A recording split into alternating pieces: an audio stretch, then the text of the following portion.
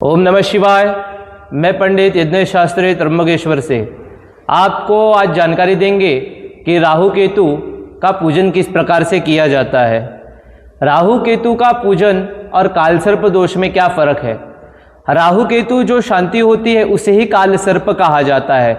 जब राहु से हम पीड़ित होते हैं, केतु से हम पीड़ित होते हैं, तो हमारे इसमें कालसर्प दोष का निर्माण होता है, जिसे कहा जाता है राहु केतु अंतराले सर्वे ग्रहा नवस्थिता काल सर्प दोष आख्ये न विघ्न सौख्य विनाशके।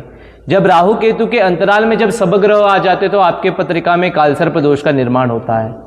ये कालसर्प दोष का पूजन करने के लिए आपको त्र्यंबकेश्वर आना पड़ता है, जिसमें कालसर्प दोष की महापूजा की जाती है, जिसमें राहु का जप, केतु का जप, नाग प्रतिष्ठा इत्यादि कर्म किया जाता है।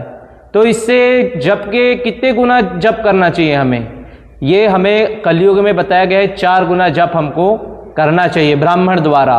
व्यक्तिगत आप भी कर सकते हैं पंडित जी के साथ, और आपको मंत्र भी भेज दिया जाएगा, पर ये पंडित जी द्वारा होना चाहिए।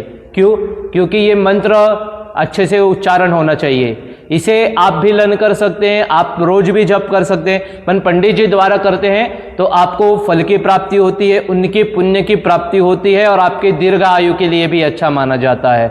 और त्र्यंबकेश्वर एकमात्र स्थान है जहाँ पास पितरों का भी पूजन विशेष और से किया जाता है। इसलिए ब्राह्मण पूजन के निमित्त में इसलिए ब्राह्मण को बैठाया जाता है राहु का जप करने के लिए, केतु का जप करने के लिए, और विशेष फल की प्राप्ति होती है।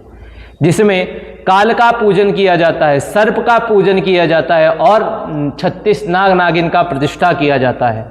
जिसमें इस विशेष ओर से हमारी तैयारी होती है भव्य रूप से, जिसमें गणपति पूजन, कुलदेवी का प्रतिष्ठा किया जाता है, आपके कुलदेवी का पूजन, कुलदेवी के पूजन के बाद कलशों का पूजन, पितरों का नांदी श्राद्ध, पितरों का नांदी श्राद्ध के बाद ऐसे नाग की प्रतिमा आती है इनकी चांदी की, इनका प्रतिष्ठा, पंचोपचार, राजोपचार पूजन किया जाता है। फिर उसके पश्चात शिव जी का पूजन, नवग्रह शांति, फिर होम हवन किया जाता है। हमारे जो भी राहु का जप करते हैं उसका दशांश हवन किया जाता है। जैसे संख्या बता गई है 18,000 और 17,000 ऐसी संख्या बताई गई है, तो उनका हवन कर कर हमको सब पूर्ण फल की प्राप्ति होती है।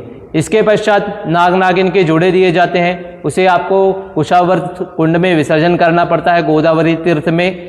नीचे नंबर दिया गया है, आप उससे जानकारी मंगवा सकते हैं, मुहूर्त वगैरह मंगवा सकते हैं, कौन से दिवस पर करना चाहिए, कितना खर्चा आता है पंडित जी, और आते समय क्या लेकर के आना है।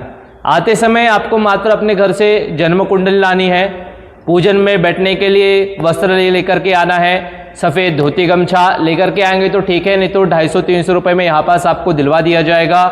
और आपके घर से थोड़ा सा चावल लेकर के आना है आपको, बाकी और कोई भी चीज़ लाने की आवश्यकता नहीं है। यही संपूर्ण जानकारी, अधिक जानकारी के लिए संपर्क करें, नीचे नंबर दिया गया है। ओम नमः शिवाय, हर हर महादेव।